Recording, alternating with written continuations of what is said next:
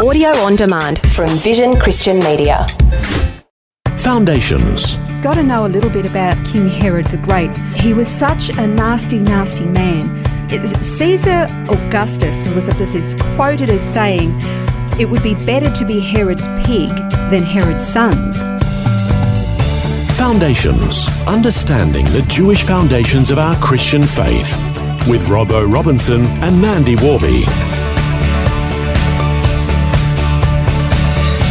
Over the last couple of programs, we've been studying the Nativity story in greater detail. And in this program, we're going to look particularly at King Herod the Great and the possible reaction by the Romans at the news of a newborn King of the Jews. It's really sad that he was called Herod the Great because he was horrible. Herod the Not So Great. He was great at architecture and building, but when it comes to being a human being, he was awful. He was an awful man. The last couple of programs, we've spent a little bit of time looking at who the wise men or the magi were and what the star had to do with it all, that they were, educated in all forms of, culture, politics, commerce, the sciences, everything, religion, and that they were more than likely made up, at least in part, of Jews from the original Babylonian diaspora from the days of Daniel, Shadrach, Meshach and Abednego, and that they were watching for the imminent arrival of their Messiah, and that there was an astronomical event that took place that triggered their belief that their Messiah had arrived, and that sent them across the desert to Judea, and that in fact they were a very large delegation, an official delegation of anywhere from between, say, maybe 20 or right up to 100 people. Certainly not three blokes on a camel.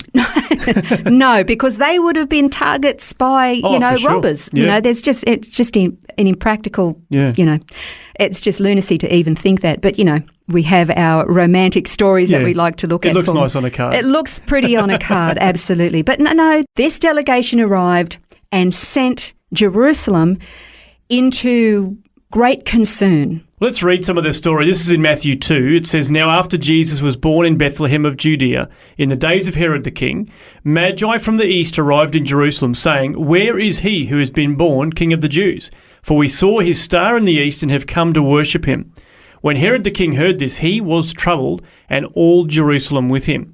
Gathering together all the chief priests and scribes of the people, he inquired of them where the Messiah was to be born. They said to him, 'In Bethlehem of Judea. For this is what has been written by the prophet. And you, Bethlehem, land of Judah, are by no means least among the leaders of Judah, for out of you shall come forth a ruler who will shepherd my people Israel.' Then Herod secretly called the Magi and determined from them the exact time the star appeared. And he sent them to Bethlehem and said, 'Go and search carefully for the child, and when you've found him, report to me, so that I too may come and worship him.'" And of course, the story goes on from there. The Magi did just that. They went and searched about an 8-kilometre distance from Jerusalem to Bethlehem to find the child. They worshipped him, presented the gifts. Now, this is interesting. It says at the house where he and his mother were, not in the stable. So it obviously wasn't the same night or the next day. But while they slept, God warned them in a dream not to return to Herod, because Herod's intention was to murder the child, not worship him. So they secretly left by a different route and headed back home another way. But, of course, being a large delegation, they wouldn't have been able to do that very secretly. Yeah, try to sneak out of town with 100 people. I don't think so. So Herod was told that they'd left a different way, and he was not happy. No, he wasn't happy. You've got to know a little bit about King Herod the Great. He was such a nasty, nasty man. Caesar Augustus was apparently a friend of his. Why he would choose Herod the Great to be a friend, I have no idea. But Caesar Augustus is quoted as saying, "It would be better to be Herod's pig than Herod's sons," because Herod was so delusional, he was so paranoid, that if he thought there was anybody posing even the slightest threat to his throne, that he would have them killed. And he actually had his 2 sons killed. Wow. I could be wrong on this, but I think he also had one of his wives killed as well.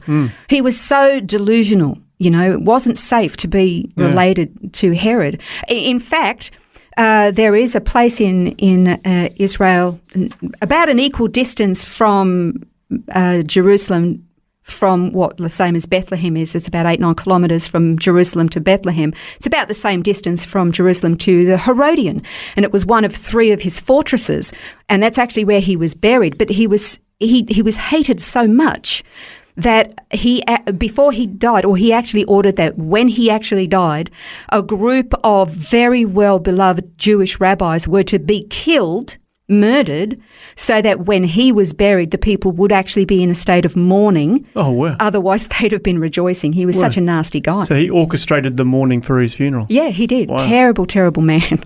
That's amazing. Yeah.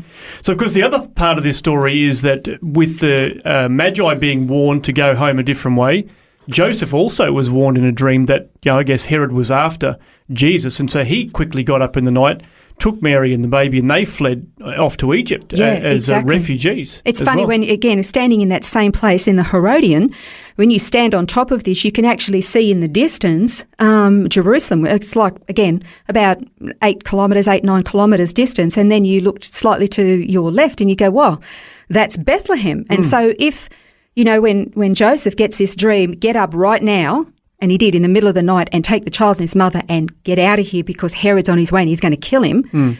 If Herod sent a delegation of soldiers on horseback, you're talking 30, 40 minutes to ride, hammer and tong from Jerusalem to get to Bethlehem. It's a short distance. And we stand there and we look at it and we go, we're talking a really short distance. Wow.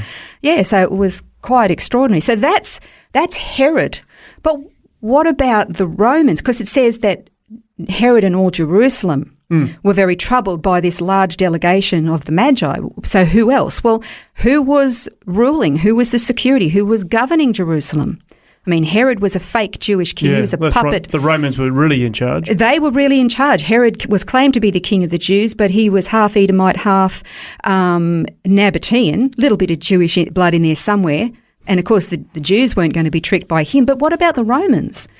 Well, if you know anything about ancient Roman history and ancient Persian history, these two kingdoms had a few little skirmishes here or there, but the Romans were never able to conquer the ancient Persian people. They never were.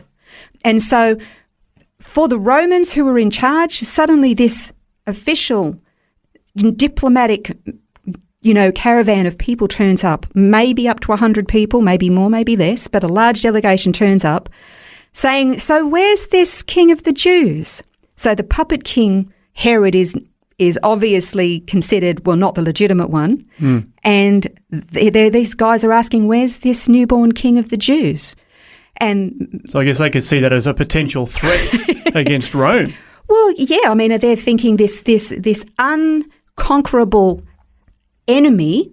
Are they coming to make war? Are they coming to challenge us? They're obviously challenging our puppet appointee in Herod. Yeah. And so you can understand why there was this concern or an unsettling, not just from Herod, but from the Romans as well. Now, I'm not saying this is actually definitely 100% what happened, because Scripture doesn't say that in specific details.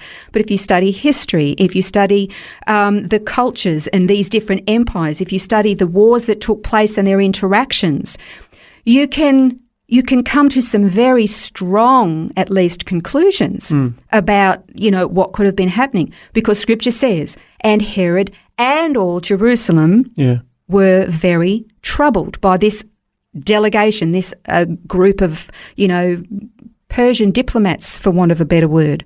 And of course, the flip side of that too is, what about the religious leaders in Jerusalem that held sway over the people? Well, they would have been troubled too, wouldn't they? They were very troubled because, when we're actually going to talk about them next time, because were they actually legitimate religious leaders or were they not? Herod wasn't really legitimate. The Romans were invading occupiers, so they're not legitimate.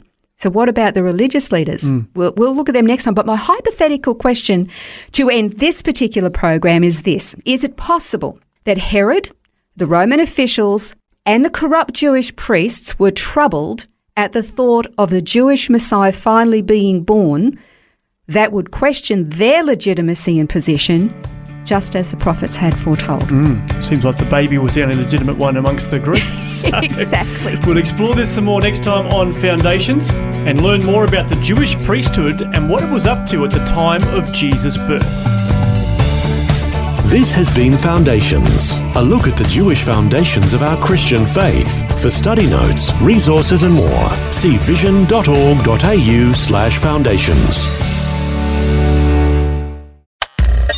Thanks for taking time to listen to this audio on demand from Vision Christian Media. To find out more about us, go to vision.org.au.